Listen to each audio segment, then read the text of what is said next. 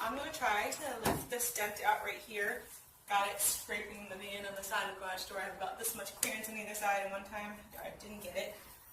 We already tried to lift it with the Papa Dent thing, and we had a couple more dents up there, and it did lift it, but the Papa Dent thing, it's like a one-time use, and we ran out of parts because we had several little dents.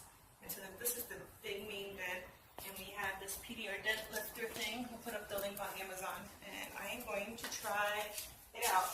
So it comes with, you have to have your own glue gun. It comes with these glue sticks. It doesn't really say what the difference between the two of them are, so we'll find out. We have the black one in there, and it comes with all these little pieces, and what you do with these is you stick them to the dent, and then you use a dent lifter tool to pull it up out of there.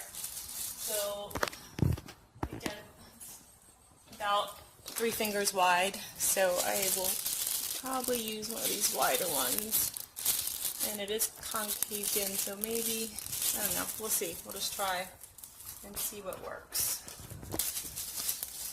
This one, actually, no, I think a flatter one would be better.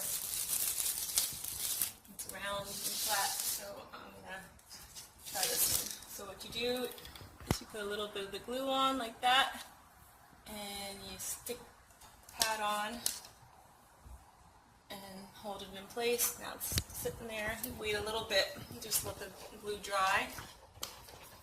Okay, it's been a couple minutes, and this is on here really good, so I'm going to try to pull this dent once and for all. Okay. Screw it back some. Can't do anything more with the hand.